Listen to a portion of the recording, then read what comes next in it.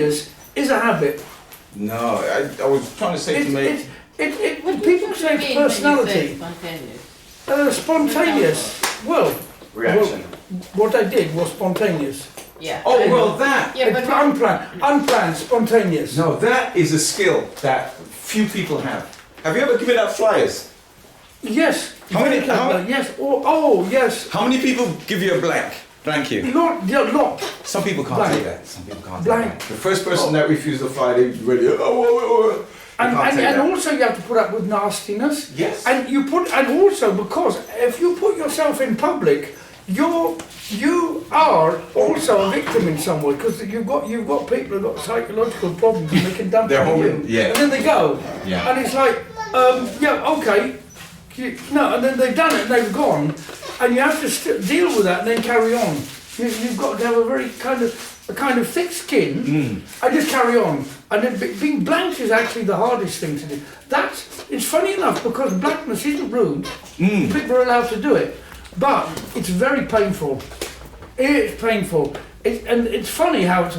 But really, when you've got over that, really, you've done it. You've cracked it. Well, people are allowed to blank you. Now, theoretically, we know this, but emotionally, we don't know it. When I was younger, right, I'd give out flyers for entertainment. And I'll see a girl from all the way up there, and she will see me, right? And she knows I'm going to give her a flyer because that's the psychology. And as she gets to me and I'll put my hands out to give her a flyer, she looks at me and goes, no. And she continue walking, right? And then you just got to go. That's funny. That's real. I mean, that can be funny. That can be like, because the anticipation is sort of like opposite to what actually happens.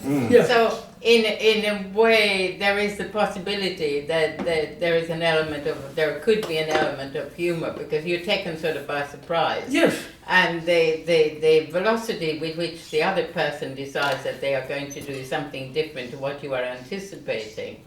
There is an action there. There is a participation between the two of you, really. It depends whether it's raining if it's sunshine, you can.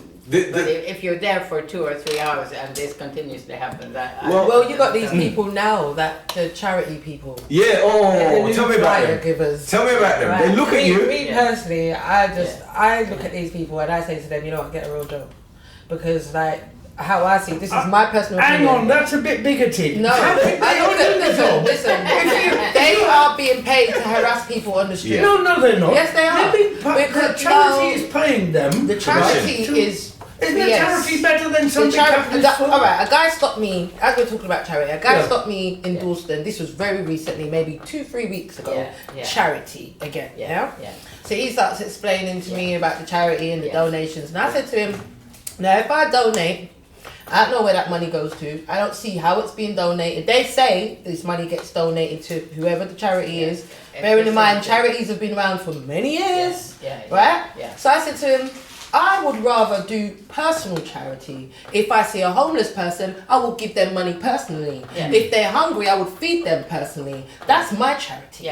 Me giving my money to an organisation, that's going to take my money and God knows where it's going to go down the line, or if the charity even gets to the charity cases at hand, So when I explained this to him, he was like, I understand what you're saying. I said, to me, charity is doing work like being a support worker for mental health. Do you understand what I'm trying to say? Like, that is real charity work. Is what you do every day. It's not just giving money to a sponsored company and, I've done my bit for charity. No. Now, were you offloading emotionally on him, a person who couldn't answer back? But you see, the thing is, right, when I was stewarding, I couldn't give my point of view. There was many people I even agreed with, but if I'd actually agreed with them and somebody else had have overheard me, I would have lost my job. Oh, well, and people came and some people I didn't know offloaded on me, and some people I was in a role. But Graham, so a person who was at work is in a role, and when you know what it's like. When I worked myself. Yeah, but you were talking about spontaneity a few minutes ago. Yeah. Surely there's an element of spontaneity where you're in the job, you're supposed to do X, Y, and Z, and suddenly you think, Right. well, you know what? I'm going to say what I feel like. Yes, that's right. Yes, Spontaneous. that's Exactly. spontaneity. I was speaking to one charity person, right, because I love to talk about my socialist politics, and he agreed with so many things, right, and he said, but please stop, please do not go any further, because my manager is coming down, and if I say anything, right, he hasn't overheard anything so far, but even if I don't answer, if he comes up and he hears that I'm not working, I will be fired and I need the money. Yeah, okay. Yeah, I agree with you, but I need the money. Yeah. There is somebody watching over me, spying. Right. Yeah. Well, But- if you agree with someone but you need the money, then you're in the wrong job. But talking about spontaneity, That job is... Hang on, yeah. no, explain that. No, I want to know that. Because you're saying basically you agree with someone, so it's going against what you're doing and your policy for work, but you know, I can't too much agree with you because I need the money. Do you Is that think what you're I trying to like? say? Do you think I I like? can't be myself. Do you I can't think agree I with you like because I need the money. Do you think I liked? I don't like football. Do you think I liked working right in that job, or do you think I did it because I needed some money? A lot of people do a lot of things for money. But me personally, I'm not going to put my integrity on line for a job. Have you never done it? No. Congratulations. Very Thank good. you. I believe you. Okay, that's good. I'm not, and even if I've done a job that I've not enjoyed, it's for a short period. Like, all right, for example, I worked for the Royal Mail. I didn't enjoy that, but that was a 2-week Christmas job. I didn't stay there for months on end, and you know, just for the money. Yeah, it was just for money for 2 weeks. And- Do you get what I'm trying to say? I'm not gonna put my, you know, Okay. pride and integrity at risk for too long in a job that I don't enjoy, I don't like, just for the money. Because people do a lot of things just for the money. Do you blame a person for actually like compromising more than you would do? No, I don't blame people. I think that's down to them personally. Do you get what I'm trying to say? But in a sense, I've done it before. I've done a few jobs that I haven't Somebody enjoyed. might have I big would debts. never. I You wouldn't may me not have got personally. yourself into debt, but some other people may have got Again, themselves if into they debt. got and they themselves might into be debt, doing that's on something they them. hated for 2 years until the debt is paid. And the minute it's paid off, they leave. Yeah, well, that's a different situation. But again, I'm sure you But can do you find know another. the person's situation? We're not talking about individual. We're just generalising now. You're getting a bit. When but when you talked about, you see, talking But about people sometimes opportunity that is ask in for, the mind. that people that work for Exactly. charity on the You can street create are your own very easy opportunities. targets, like cyclists. They become a group of people. They're not a group of people. Because they're on the street, a lot of people take out their personal frustrations on them and rant, and we have this Daily Mail rant about, these people came up at a charity and they should be doing a well job. And there's all this, and I can't collude with stuff, with that kind of conversation, because I avoid those kind of conversations. all right, let me I tell run you, away a from them. little bit more positive is this. I mean, I do my regular shop, right? Thing about spontaneity. I see somebody that says, hey, how are you doing? Right? You go, hey, hello. And then they tell me all of their problems. I went away thinking to myself, you know, maybe I would have stopped that person that day jumping off the roof, right? Because they just needed someone just to say, how are you doing? Right? Just for that trigger to go, oh, it's and you know. And there's a high possibility that the person who is able to talk like that will not jump up anything because they're actually able to talk. It is the person who is silent over a long period of time. I'm sure you get a lot of Christmas and you probably cards. see them. I do get but you see, I think it's I mean, so just talking to people, right? And then look, even there's certain days, right, where I really feel bad, right? I don't feel that I'm looking good or anything. It is actually very hard to imagine this. Yeah, go on. And then somebody comes up to me and they say, oh, do I know how to get to such and such? I walk away saying to myself, at least I walk away feeling better. Because at least You've had some interaction. well, not necessarily interaction. I look approachable, right? Sometimes I look so bad. Even the tramps out there, right, avoid me. Oh, Right? Those are really bad days. I mean, women on the other hand, They avoid you too? No, let's listen to this. Yeah, keep going. Women, on Sorry. the other hand, have probably This could be a interesting. higher level, what can we say, that of kind of reassurance, right? Now, there's certain days I see How did certain. you work this out? Well, there's certain days I see ladies come out. I can actually smell these pheromones at the moment. They're really like they are Right. quite nice. Will you tell a story? Right. So there's certain days I see certain ladies come out and they're just doing their normal thing, and I'm thinking, shouldn't your friend have told you what you're wearing is totally a mismatch? Okay. I love it. I love it. I love mismatch. Well, May, you made a style out of it, but I thought you might like Mr. Match. Chazz, you were saying that you're going to react to that women don't need a higher level of interaction or positive interaction. Have I got it totally wrong? I thought you was going somewhere else with the story, but you actually went the other way. So now it's kind of left me like, You're good Which at way did you saying think that. I was going to go? respond Yeah. to this now. Yeah. In the sense of what he said, like, of, you know, friends not telling their friends that, you know, okay, you might not look so. Personally, I just feel like now we live in a time where everybody's got their own sense of style and fashion. Have they?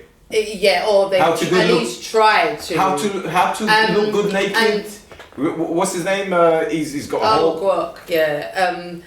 People don't always get it right, I admit, because sometimes I have these thoughts in my head. But, you know, people might look at me and think the same thing, like, oh, what's she got on? What's she wear?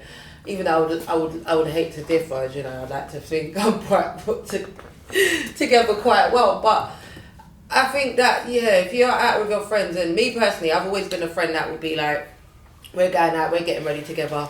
Girl, don't wear those shoes with that top, because that doesn't go. But would Or a, I think you should have your hair up, not down. but would a woman go up to a complete strange woman and say, "Oh, you look good today. I love you." Of course. Well, I've done that many I times. found that I was... Women compliment women. I find that... That's true. I was completely and conditioning. utterly rude. I was really shocked with myself. I was so rude. There was a really lovely lady, quite an older lady, and she was interested in the garden and whatever, and she was coming in, she was with her young man or whatever. And she was ever so delicately dressed, rather beautifully dressed, but masses and masses of very, very delicate gold jewellery everywhere. And she was asking about the garden and whatever. And I heard myself, and we had a really nice conversation, and I couldn't believe how rude I was. In your mind, or did you tell No, her? I spoke. Oh! What Because did I you was say? fascinated with her. And I said, what do you need? She had no pockets. I was giving her something. She had no pockets on her, what Garment. she was wearing. Mm. And I heard myself, what you need are more pockets and less jewellery. Well, It was out of me when I sort of realised it was none of my business. It was none of my... But I was sort of, because We she all do was that. talking about Yeah. gardening, and you have to get dirty fingers. but you see, that was the coded message, right? And she was terribly nice about it. She didn't take it as it was rude.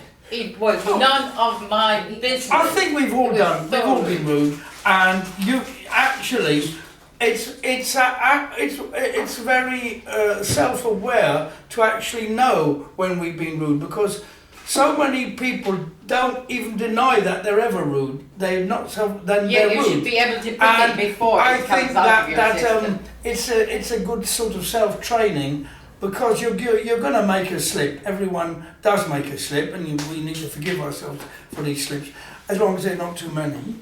And just think that that's it, and then try not to do it the next But time. the lady was Can't not do absolutely, it. the lady You was can try. absolutely lovely. She said, "That's why I have my man."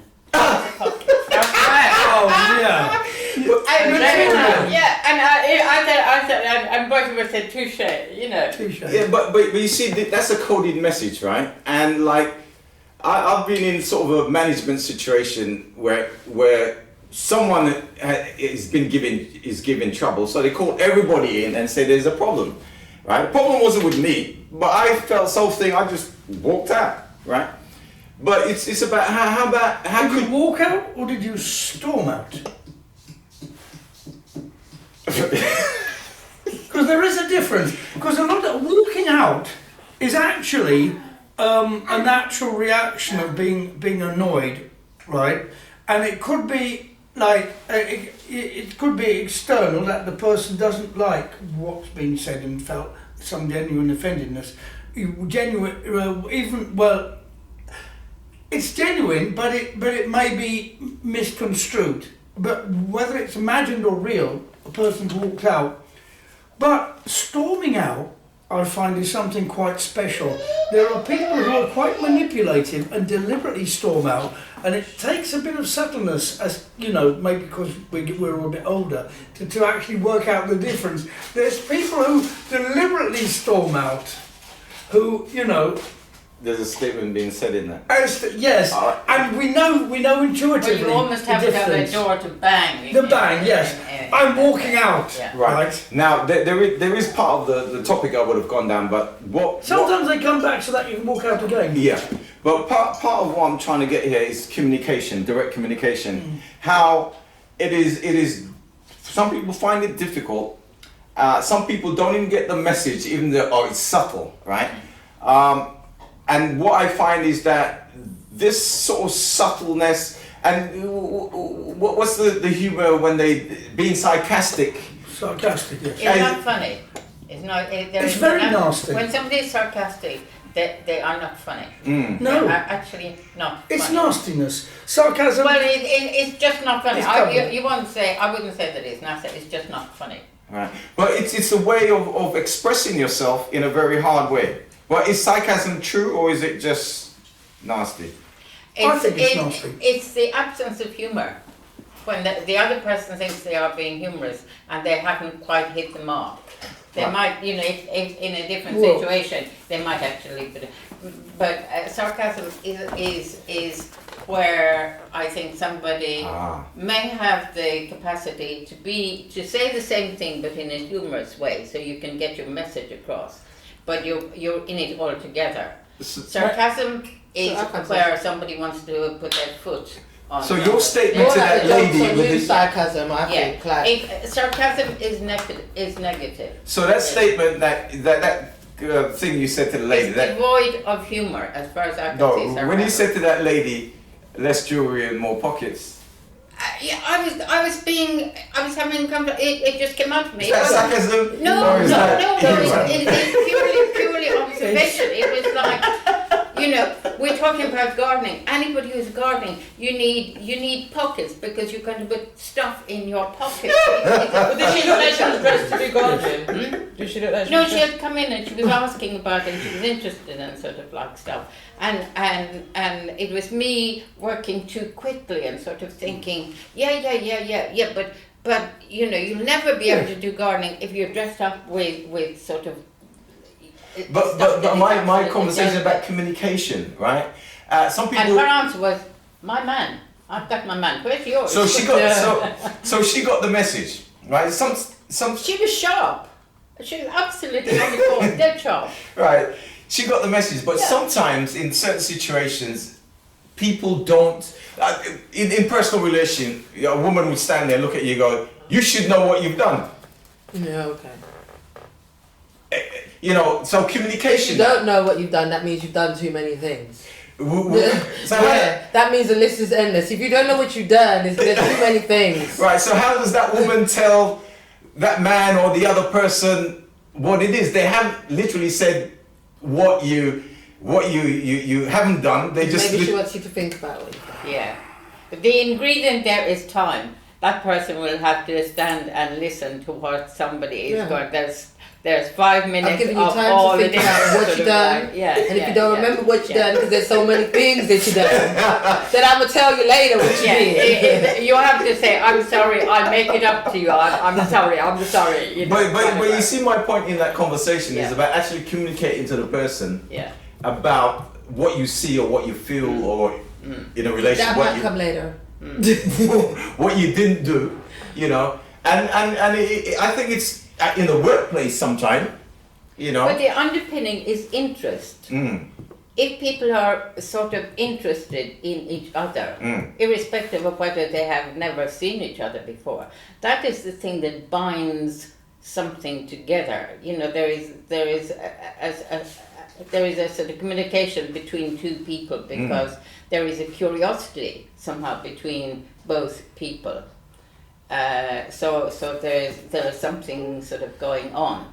I think in the capacity of communication, I think people can only communicate to their level of understanding and experience. In a sense that sometimes as well, comprehension is another thing in communication. You can communicate something to someone, but if they are not comprehending what you're communicating, then the communication's still a bit, you know, it's going to fall on deaf ears. So there's no comprehension. So I think in communication, comprehension is very important. A lot of people communicate or they listen to speak, not listen to understand. Do you get what I'm trying to say? So again, it depends on each individual's level of capacity of communication. That's very whether the insightful. Communication between two people would then be compatible. Do you get what I'm trying to say? Because I can have a successful communicative relationship with one person that understands me and understands everything I say and how I communicate it, but I can have a completely opposite relationship with another person. Now, that's not a reflection of my communication, that's a reflection of their capacity and their comprehension to understand what I'm communicating. Right, now the biggest miscommunication we have at the moment involves the whole of the British, UK, in relation to the women and the police, and we still haven't resolved or come up with any way that women will get the respect from the police. And I mean, what's your current reading of the situation? Have they changed? Is there any new policy? Are women still being ignored, right? When they go to the police? Just to touch on that, actually, there's I read an article recently. There has been proposals to set up a safety line for women. I think it's 888 with BT. It will be a free telephone number for women if you feel unsafe or if you're in a unsafe environment. Now, to me, that's all well and good, you know, if you can't call 999 or you feel that then you're not safe around the police, then you call 888, cool. But again, you know, what are we going to do to reform the police officers, their power and how we're monitoring their power and what they do with it? You know, is it, you know, things like body cams, are we going to have to walk with stuff like that? So we, you know, are these things going to work? Are they working? I just feel like there needs to be more implemented within the system or the institute of the whole policing system, to be fair. Yeah. It's really back to that simple thing of communication. How women are communicating that they are in distress and they got a problem is that they need somebody on the other side, right? And this is not innuendo or what have you in relation to how the conversation started. This is directly women going, we're stressed, directly we got problems, directly, literally he's gonna kill me. And then they ignore it. And then 2 days later, the woman gets killed and they go, oh yeah, we had a call from her, you know. And so there is... in the sense that the domestic police, their hands are tied until actually something happens. How could you use that in a conversation like this? I don't. Hands are tied. Yeah. But I don't know whether this is true or not. But the police cannot. If you say you feel that you are in danger or what, but nobody has actually done anything as such to you. I strongly disagree, because let me tell you something, there's many forms of abuse. Abuse comes in many forms. It comes psychologically, it comes verbally, you know, it comes in ways, you know, to put you down, to make you feel like you're little or nothing. It doesn't always have to be physical abuse. Yeah. It could be threatening. They could be taking things like your passport, your money away from you, so you can't do X, Y, and Z. That is still an abusive behaviour, even though he's not physically harming her. So to me personally, if someone is displaying those kind of behaviours, that is still an abuse. Do you get what I'm trying to say? And any form of abuse shouldn't be tolerated by or have to be tolerated by any human being. Furthermore, a woman from a man, whether it's a spouse, a partner, or anyone, whether it's the police, the fire brigade, it don't matter who. Do you understand what I'm trying to say? I just don't think it should be tolerated. And I think, like what he said, if many issues like this were taken up serious from... You're saying the police can't do nothing until someone has physically harmed you. Well, I believe that's wrong, because there are other ways you can maybe get injunctions out. There are other opportunities and ways you can go down if the woman's willing to go down that road. But a lot of the time, the domestic violence calls are ignored, like we know, because there's been no physical harm to the woman. So the police see it as, oh, well, we can't arrest him for anything. But you know, I just feel like a lot of events could maybe prevented. Like my nan always said to me, prevention is better than cure. Yeah, as we all know. So if a situation can be prevented from a violent act or murder or attempted murder, then that is what you should be here to prevent crime, not just the crime once it's committed. We want prevention as well as... But in a sense, if you have, for example, a sort of woman who is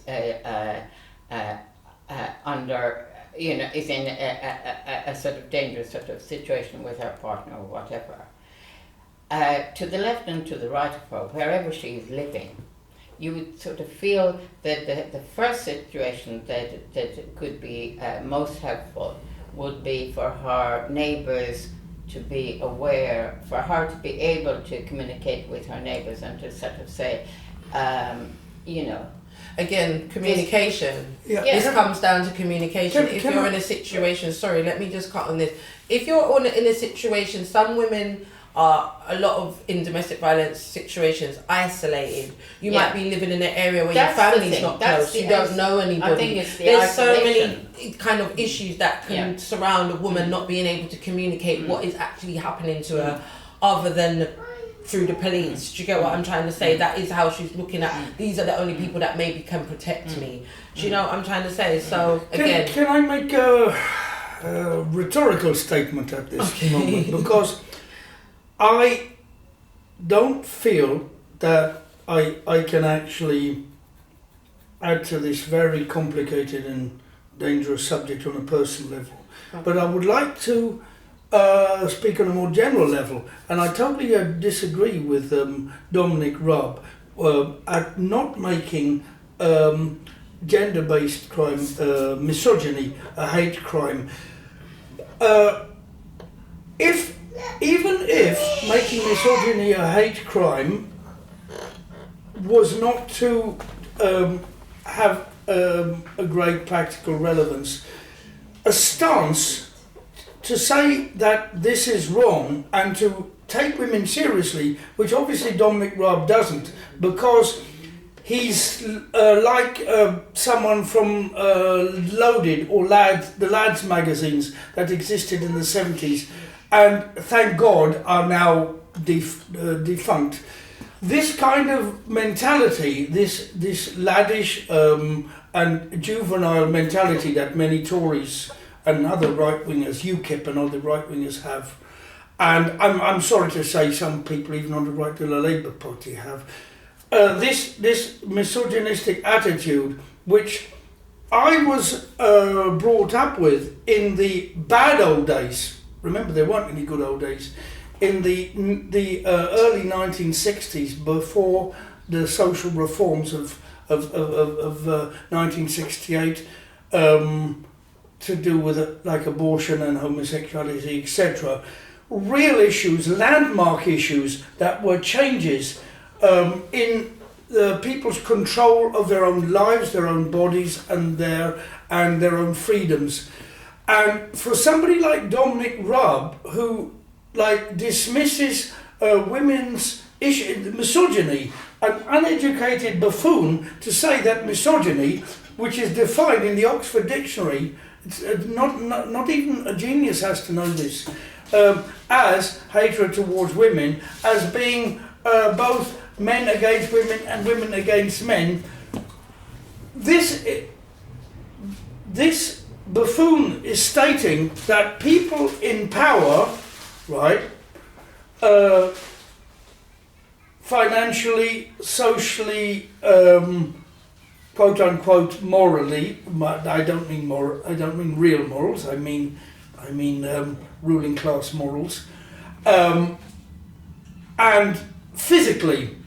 You don't need to be a genius to even the ignoramus that doesn't understand the complicated things about politics, right? Understands about the simple physical difference, right, in power. And to then state that misogyny shouldn't be a hate crime is actually belittling, right, all the people that have struggled for a long period, especially women's groups and even men's groups that have struggled for a long time, right, to try to get this issue raised and brought up and taken seriously as we are trying to take now. I think that is disgusting. So the misogyny should be made a hate crime and taken seriously. Now, shouldn't we bring that up on the agenda, because we just had the Conservative Party conference just last week, and shouldn't it be on the tongues of they saying that Boris Johnson might go for an election in, I don't know, 12 months or a couple of years. So shouldn't the well, that's why he's starting his xenophobia, to blaming the post-Brexit crisis of shortages, which was bound to happen, right, on once again foreigners. Yes, foreigners are not only are they gone, have they been hostiled out of Britain, kicked out and hostiled out, but they don't want to return as lorry drivers or fruit pickers or anything else. And yet the race card is being used even against an imaginary foreigners who don't even want to, who are not here and don't want to be here. So you're saying the political campaign is started already? Misogyny is also going to be used as well, because it's part of the far right ideology. So it always adds together sexism, racism, homophobia, and all the nonsense we had from the 1950s. Now, if UKIP type nonsense is going to be spewed forth again, this anti-politically correct and anti-woke, right, rubbish by the return of 1950s bigotry. All right, I remember back GB News. Right, I remember in my young days, there's a thing where we talk about not necessarily black power, but the voting power of the black community. Well, in the last election in America, they really homed in on that. Now, 50% of the people who vote in the UK are women. So the advocates for the women should push for this. If there isn't any changes, no, the advocate for the women should push that this should be on the campaign trail. It should be because women are actually in a dilemma at the moment. A little bit closer to what's been said, Priti Patel wants a kind of inquiry.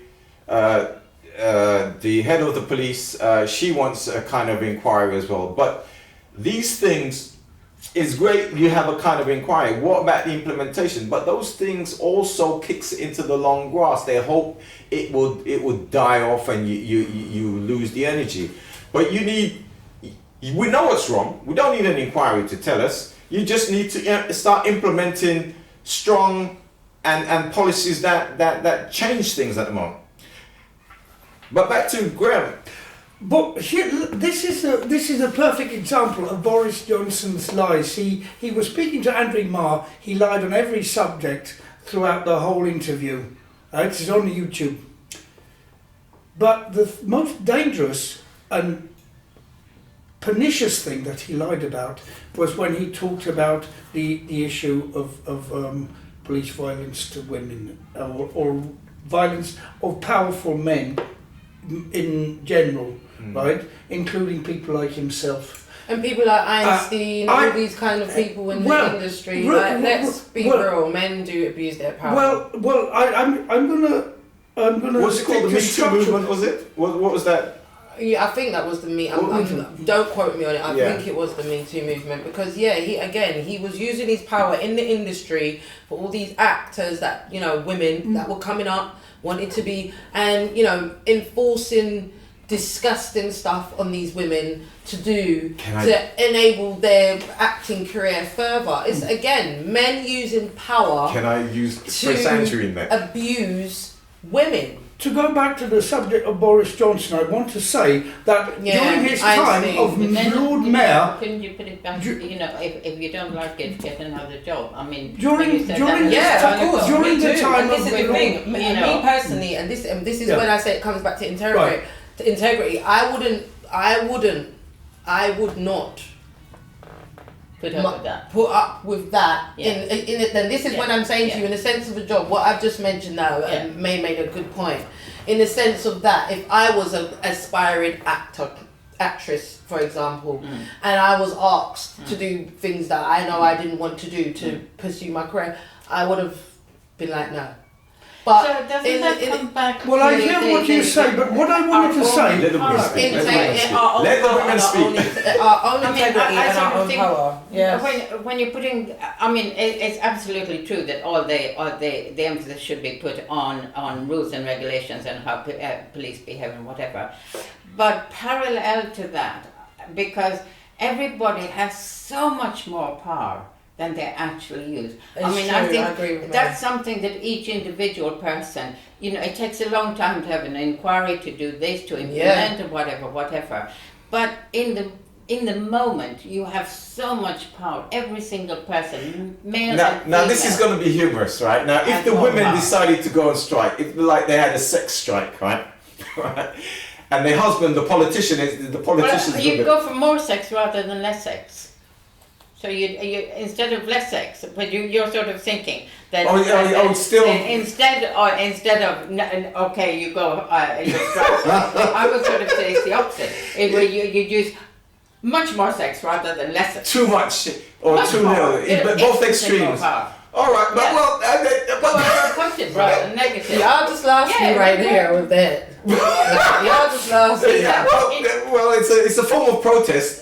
I mean, it's a form of persuasion, not protest. Okay, go on. I think there's a lot to be said. Instead of protest, I mean, everybody's protesting. But what about the idea of persuasion rather than protest? Where? It's sort of slightly different. So how would you inform your female friends how they will turn this into a reality? What would be a practical thing? I sort of come from totally the different side of almost everything, because I sort of think they were building up this sort of notion that men are sort of our enemies, and rather than men are friends. Men are all right, let's not talk about all men on a whole, let's talk about a certain kind of men, which is the ones that we're talking about, the predators and the misogynists. Forget the genuine men that take care of women. We're not talking about that. We're talking about men that abuse their power. Not all men that abuse their power, enforce themselves on women because they're in a position of power. Those are the people we're focusing on. We're not focusing on all men. Do you think that when Boris Johnson, right, I think we should give Boris Johnson made housing cuts and cut the number of women's hostels, right, safe houses? Do you think it was a good thing or a bad thing? Greg, hold that thought there. I think that a whole pile of women should there's nothing to be. It's not impossible for a large group of women to pool their universal credit and buy a hostel. No, we will get our money. We will get a mortgage on a house. We will do up, and there will be a house here, a house there, a house there, owned by groups of women. Not every woman has no money. Lots of women have money. Do you remember the feminist days? Rich money women. Let me just go back a bit. Which only benefited single white women. Yeah. Right. Okay. Right. The feminist days. Rich white women. Yeah. Well, that too. And the days when women. Situation. And you might like this. Were burning their bra. Yeah. Right. There are a lot of burnt marks. Anyway, remember them days. Yeah. And it's kind of funny, in many of the civil rights, the personal rights, we have actually regressed. right? Because it's almost going back to the feminist days, and it was misleading because politically some men, you know. But then again, Boris Johnson is a sexist. He's made anti-women jokes. I think we are now in the 1950s. Take him off the register for a few minutes. Don't worry. Let me just follow the women's rights movement. Is there a women's rights movement? Well, I've never been part of any movement. me neither. Well, I think I used to send some of my meagre benefit to the National Abortion Campaign, the NAC. So but when I had my benefit cut, I couldn't do that. And I remembered actually and I remembered helping out with on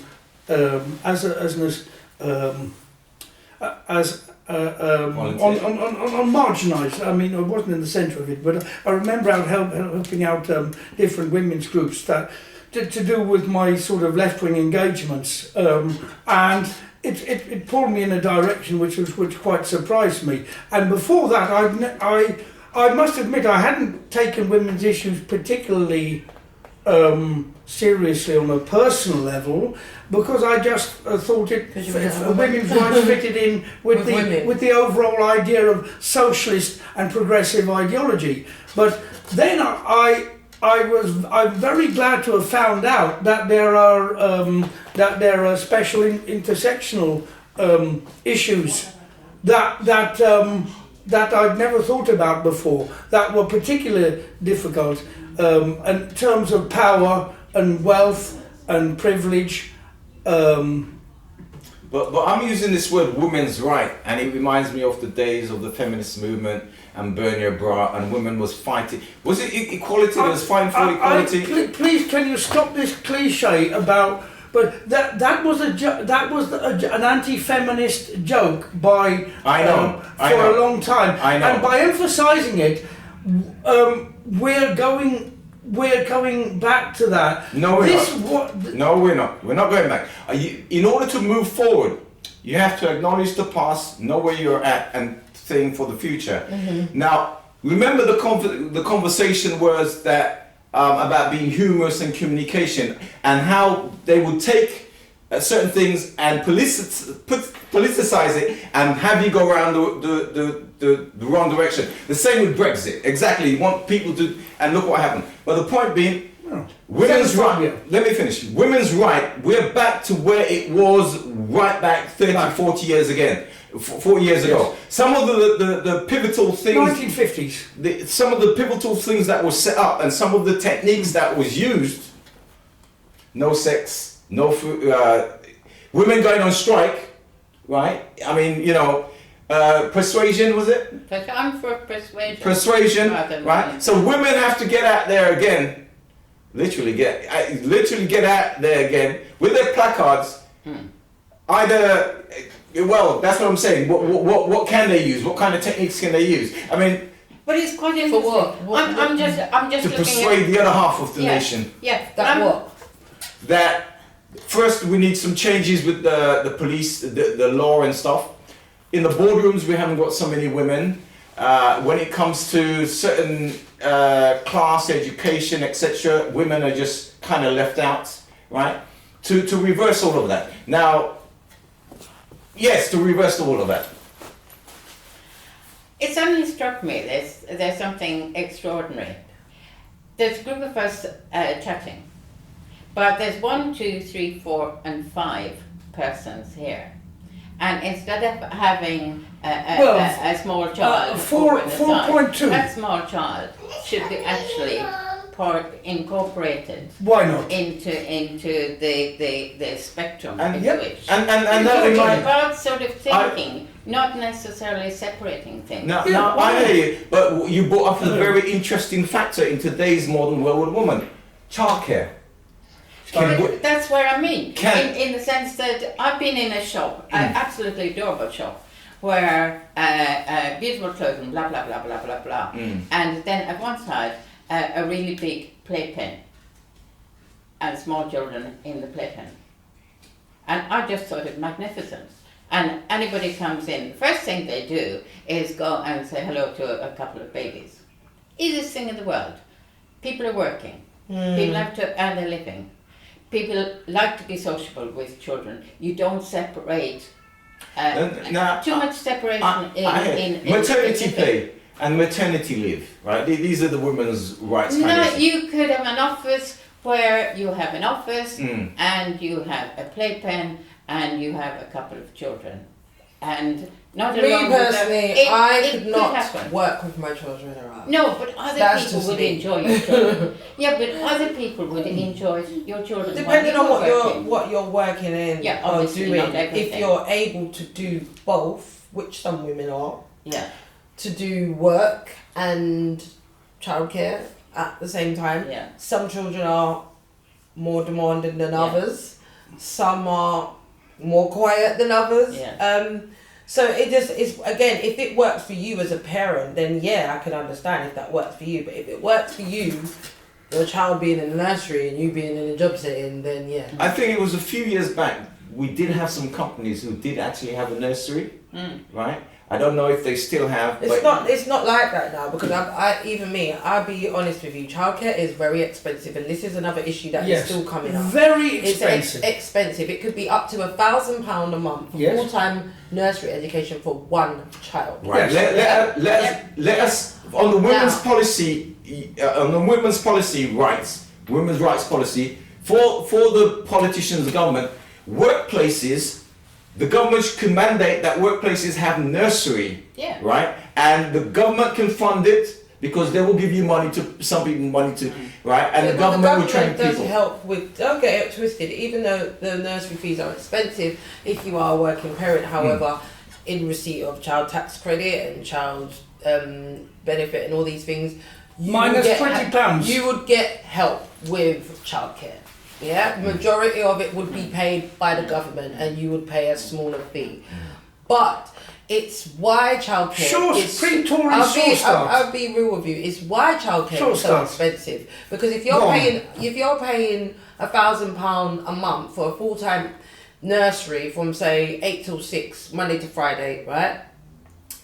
The childcare workers ain't getting no more than £9 an hour. Very poorly paid. So how is that adding up to how expensive the childcare is?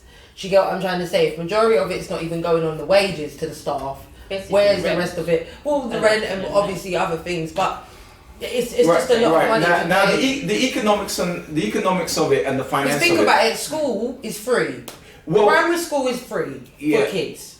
They're given the same things. They're fed. They're educated, they're given something to do. It's the same thing. So why is childcare so much more expensive and school is free? But school is not free. It is. So for them to go to school, I don't pay. I don't pay for my daughter to go to primary school. I pay, if I'm working, I pay for her dinner money. That is it. Yeah. And I pay for her uniform to go to the school. Yeah. That is it. But I don't pay, and the government, up to government, I don't know. But I don't pay as a parent, that's what I mean. As a parent. But everybody pays for education through a tax system. Oh, all right, that's different. A tax system. Well, that's what they need to introduce for the nursery.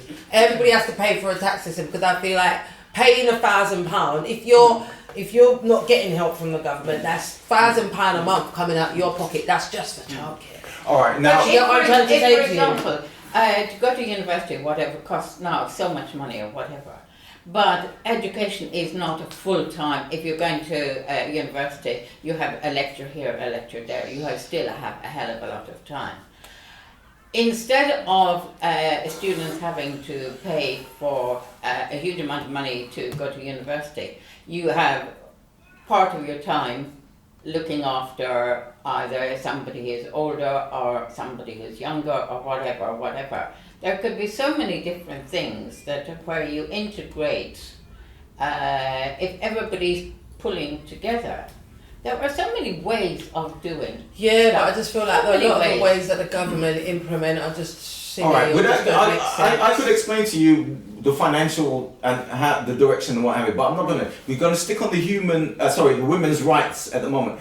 And young girls, there was a thing called, once a month there's a poverty involvement, what do they call it?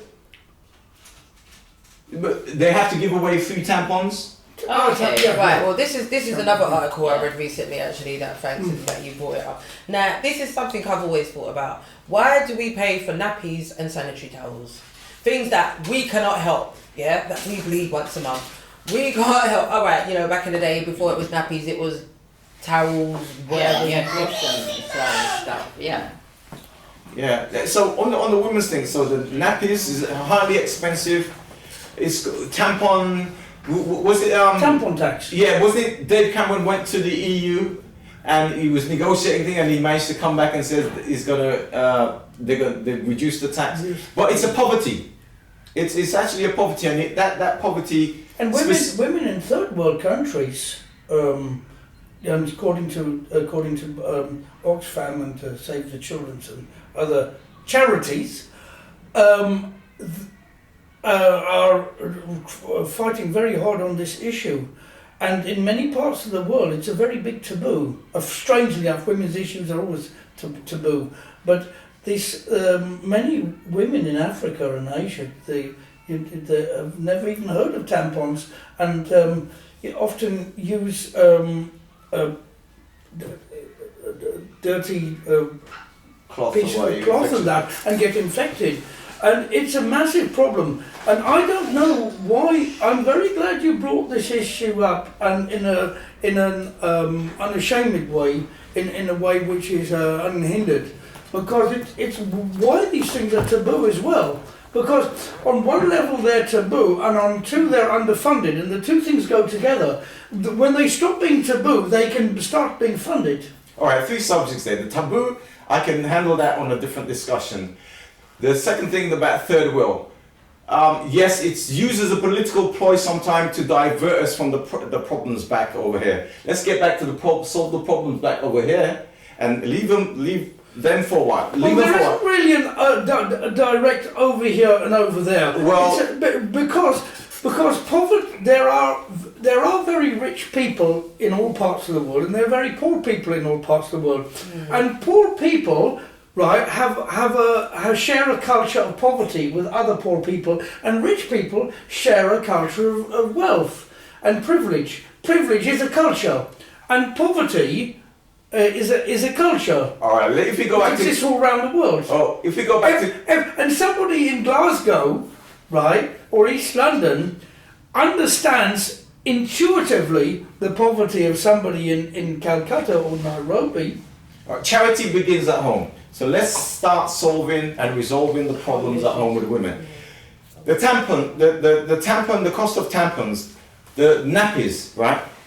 Back to women's rights. It should be part of the political agenda, right? That should go as part of the normal funding with education or whatever.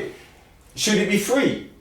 I think it should be. I think they should be free, and I feel that in the class in places like workplaces, colleges and schools.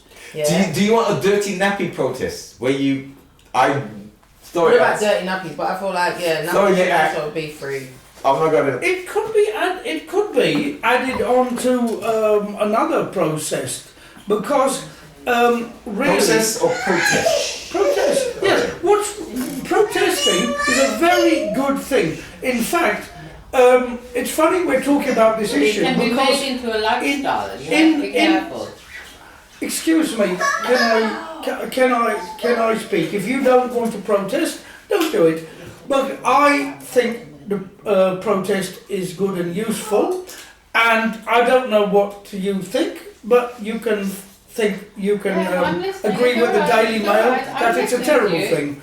Now, now we're talking about this Ivoire issue, right? Now, it's funny we're having a meeting here and not at the shrine in Clapham Common, where people are going quite regularly.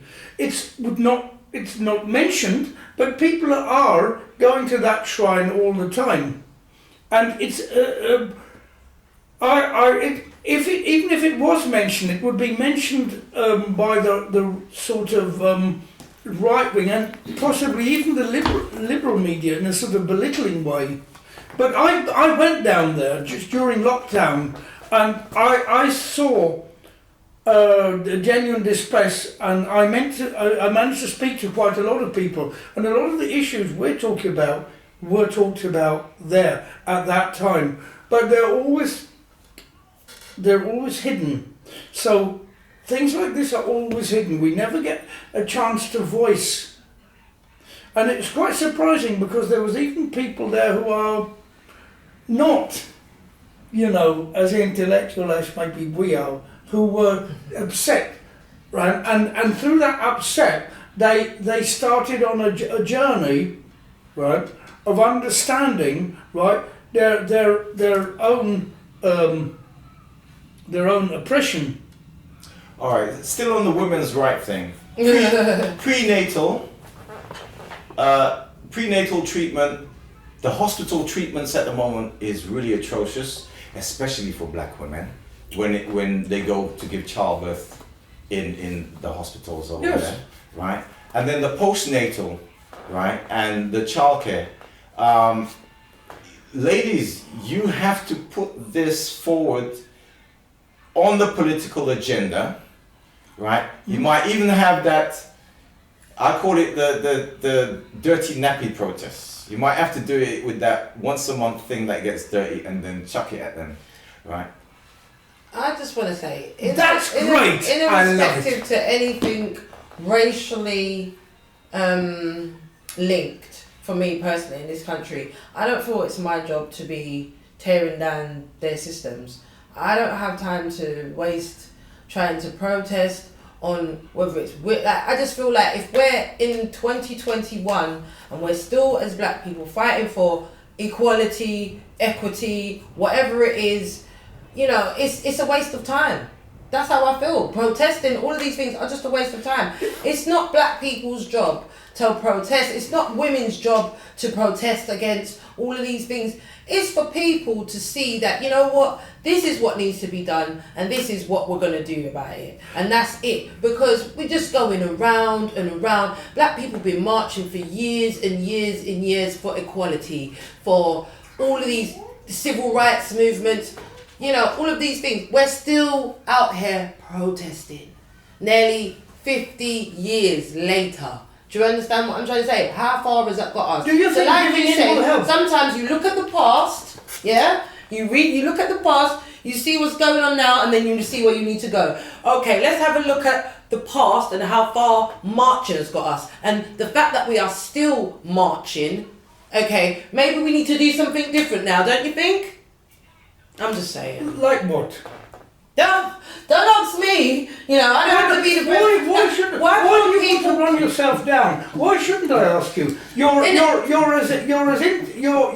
understand what you're saying, but I want people to find their own intellect. I know I have the intellect. No, but can you give us an idea? All right. Because you. Unfortunately, we haven't got. Let me give you an example. Here. Me personally, I feel like this. It's not black people's job to break down systemic racial systems that have not been in place by us, yeah? And although we are the ones that suffer from these things, it's not for us, it's for the people that have implemented it to say, all right, we want to move forward. If Britain doesn't see themselves as such a racial country, or we're not racist, or we're not prejudiced and all these things, then all right, we want people, and we want the people of England or Britain to see the black people, to see that and feel that. How can we do that? Yeah? How can we make the black people of today, they showed us enough. During the Windrush, they sent so many black Caribbean people home that had been living in England for how many years? Yeah? That's how much Britain loved the black citizens that's contributed. There was a documentary in the news about the RAF, the black RAF people. Why do we not know about these things? Why are these things still not being taught? We have a history, of systemic racism in countries like England and America because the history is not taught correct in school. It's not part of the curriculum. You go to nurseries. I've worked in nursery settings, and there's a bunch of white dolls and maybe one ugly black doll. Yeah, I'll be real honest with you. Yeah, that no kid wants to play with. And not only that, it's like, how can we as individuals individuals kind of set ourselves apart from other races, people. Like me personally, all right, you know, Carnival comes. This is what I always say. Everybody wants to celebrate black culture. But after Carnival comes once a year when the celebration is done, what do you do afterwards to celebrate black culture? Do you have black books? Do you listen? Do your children read black books? Do your children have black dolls in their house? Do they read black books? Do you watch black movies? Do you eat black cultured food? Or is it just all to just enjoy for, you know, a season or a time? Like, let's be real. Actually, let me add to that. I've been on the marches. I've been there. I like what you're saying. It's very good. I like Graham. I've been there. I can't add right? to that. We had the Well, riots. for once, I made Graham speechless. Right. We had the Tottenham riots. We had the Tottenham and the Brixton riots in the 80s. In 2011, we had the Mark Duggan thing. But do you remember that woman that stood up on the plinth? I think it was in Bristol when they pulled it down and they chucked it in the Colson statue. They chucked it in there. Colson statue. And somebody did a statue of her. Yes, they did. And unfortunately, she was partying in Brixton somewhere. Colston. And some people shot. And so she's still in hospital. Well, she's in a coma still, right? I think she's still in a coma, right? See, this is again another thing. No, hold your point. Just the final thing, she's actually started a political party. Well, yeah, she's actually started a political party on her deathbed.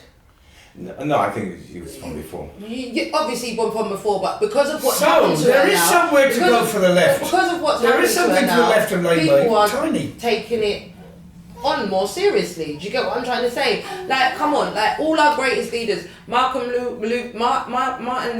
Luther King, Malcolm X, were both assassinated.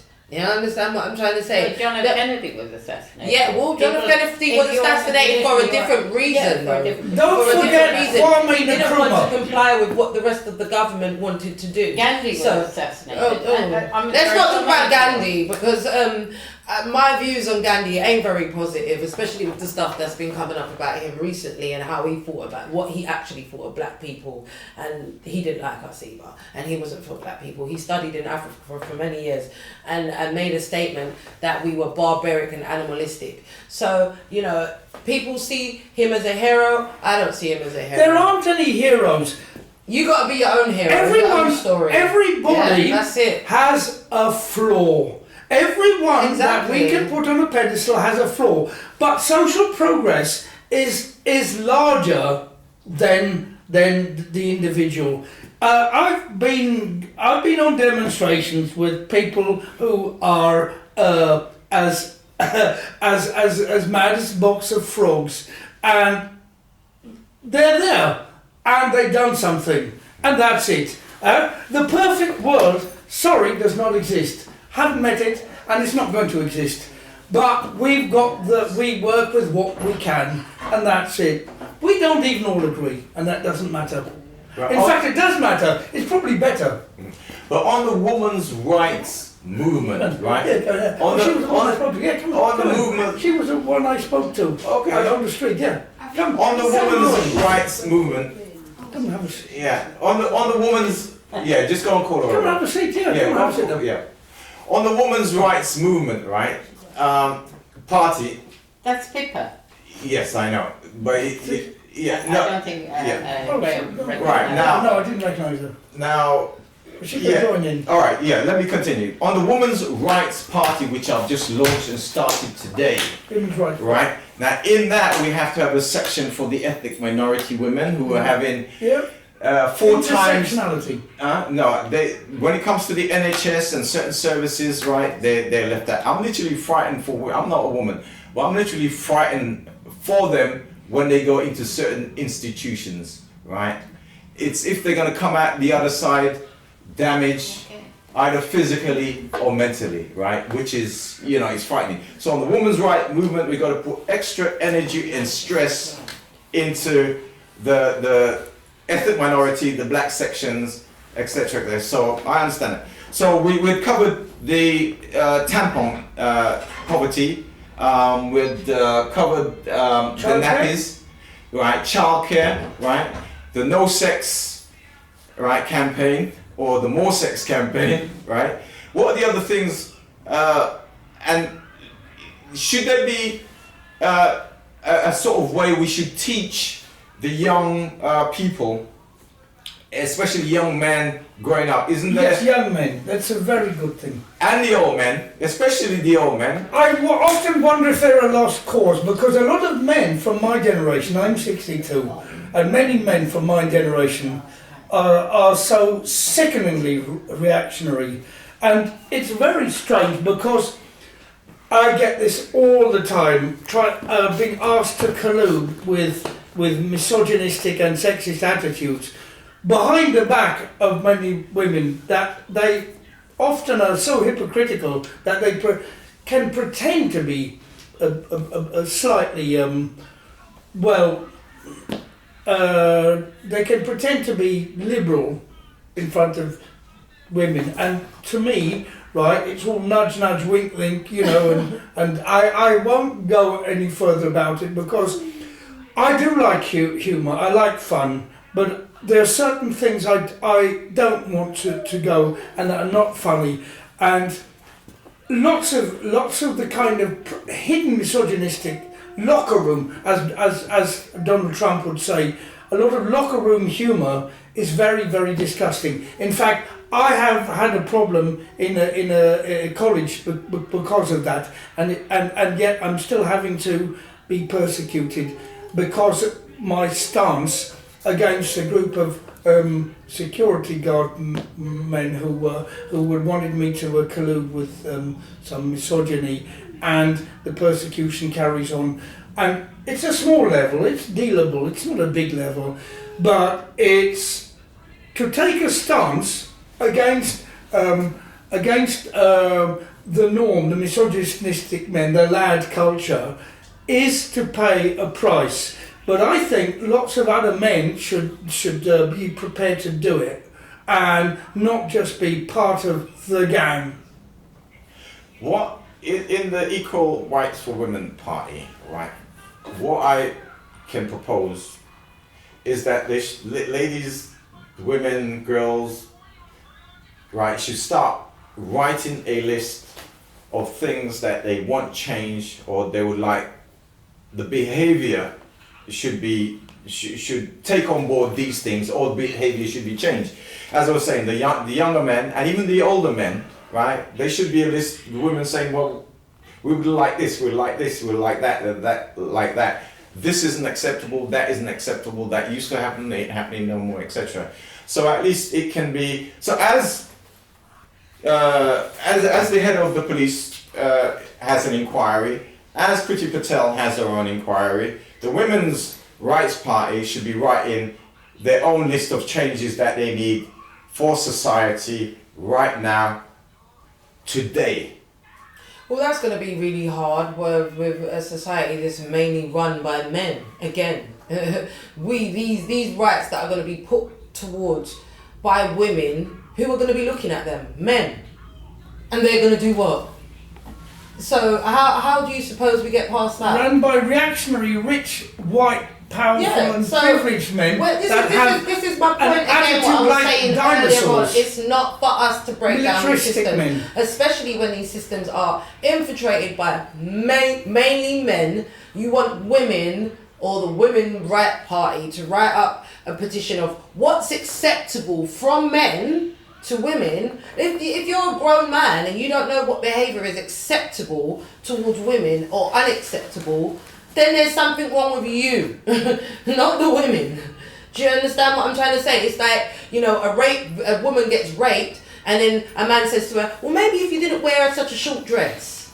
So again, the problem gets taken away from the men. The High Court judge says that? No, the woman. Let me just finish. The problem gets taken away from the problem gets taken away from the man being an issue onto the woman being an issue because maybe her skirt was too short. Is that what we're going to do? So we need to write new rules of society. And who's going to write these rules? Well, everybody can participate, right? How many billions of people? Oh no, let's stick to England. We have about 76 million people. Half of them are women. What is that, about half? That should be more than half. Can I bring up a taboo subject? Let me just finish my statement there. Can I bring up a taboo subject? No, he wants to say Let me just finish. So that's 36 million women, that can participate in writing this new charter for, what shall we call it? The Charter for Men's Behaviour in the 21st Century. The Charter for Men's Behaviour in the 21st Century, written by approximately 36 million women in the UK. And it will have the international flavour to it, as you're talking about the rest of the world. Yeah, but I would like to bring into some controversy at this point, because we're talking about women as a whole and men as a whole. I mean, I generally agree with the I ain't half a woman, patriarchy. I'm a whole woman out here. And But- half. You know what I'm Yeah. saying? Whole women and whole men.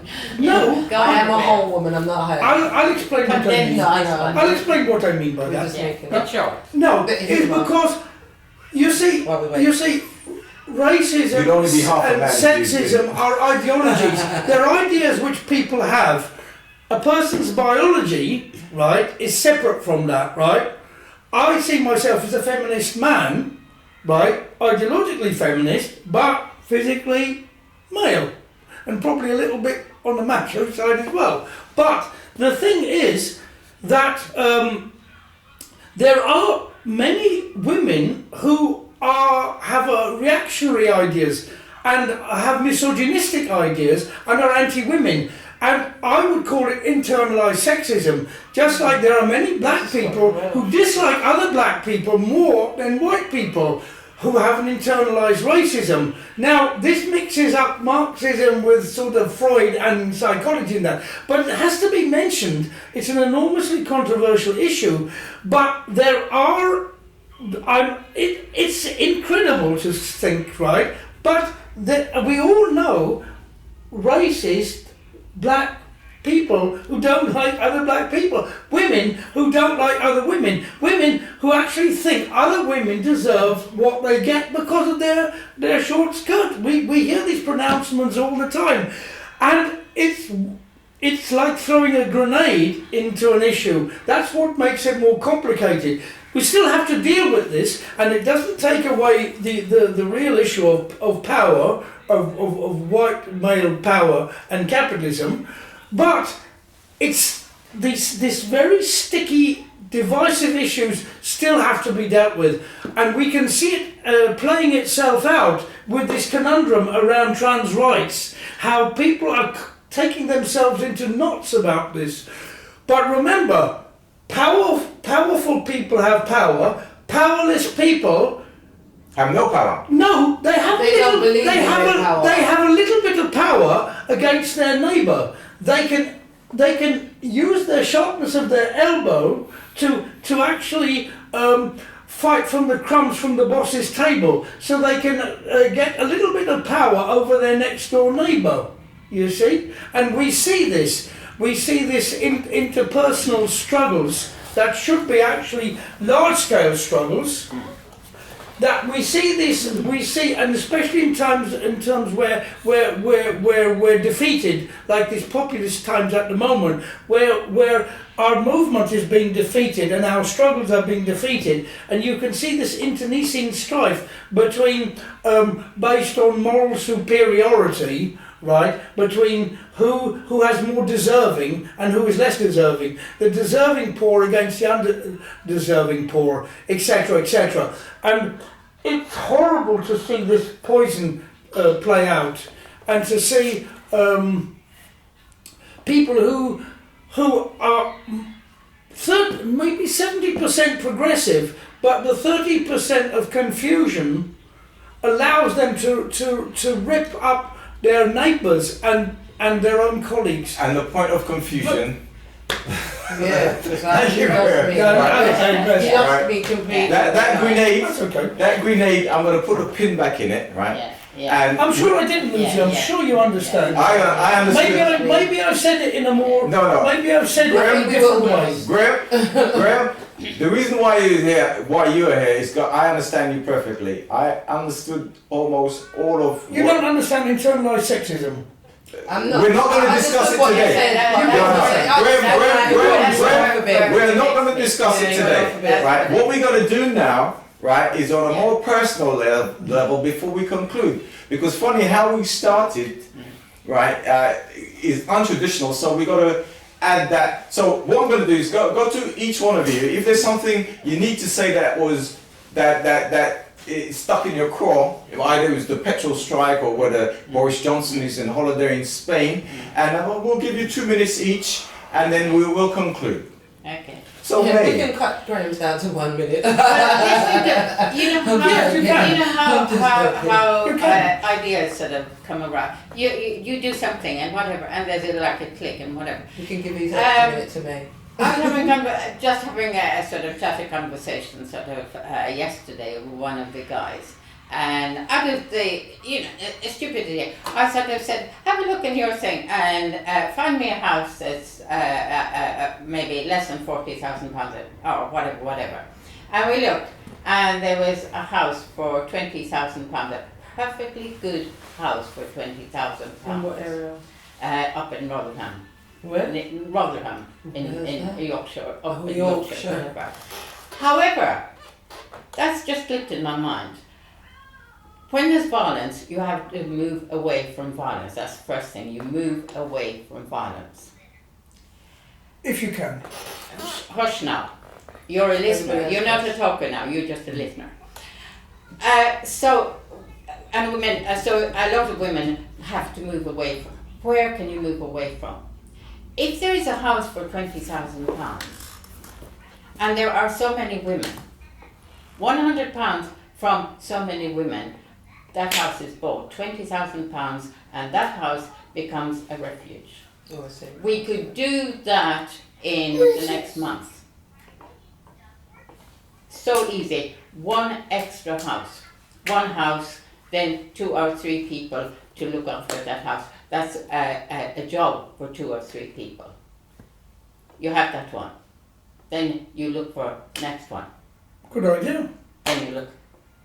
£100 from the next lot of men or women. It doesn't matter. It doesn't matter who you are. It doesn't matter which colour you are. I agree with May, because this is something I wanted to say earlier when Graham said to me, alright, well, what do you suggest we do? In the sense of certain situations, I agree with May. If you're in a situation where you find yourself up against certain things, you have a choice to take yourself out of that situation. Whether you can afford to at the time, or whatever it may be. Like, for example, I read an article about Jill Scott wanted to take her son to move to another country from America because of the gun violence that is happening out there. Now, a lot of people complain about that. A lot of people complain about what's going on, but will still stay in that situation and not take themselves out of it. Now, me personally, if I had a son in England or in America, I wouldn't be living in either of those countries, because I wouldn't sacrifice my child in an area or a country that I know they're being hunted. Whether it's by the police or gang violence, whatever it is, I'm going to take my child to a place where I know they probably have a bit more safety, or they have a better chance at making it to 30 and not 15 and getting stabbed outside school. Do you get what I'm trying to say to you? Because I just feel like, we can protest, we can march, we can try and get the government to change, but as individual, like May said, we all have power to change our circumstances. And this is what people don't believe in. We rely on the government, on the system that's failing us to change, to help us, when all in all, we shouldn't be relying on any of them. We shouldn't be relying on nobody but ourselves to get ourselves out our situation that we don't deem fit for ourselves to be in. We need to take ourselves out.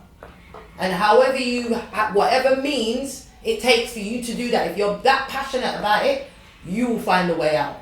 I'm no longer at a point in life where I'm going to rely on the government to find solutions when they are the ones that have caused all the problems. Do you understand what I'm trying to say? Now we're going to sit down and wait for them to come up with solutions. No, I'm going to get myself a plan to get out of this situation for me and mine. Do you understand what I'm trying to say? So again, I just feel like we all individuals are powerful, and I feel like if we started believing in our own power and stopped relying on the government and the systems that are clearly failing and not working and not benefiting everybody, to stop looking for solutions to help us, because I feel like you have to be your own hero in your own story. That's it for today. Graham? I think the £20 should be restored, and we should fight for it to be restored, because there's going to be a terrible amount of poverty.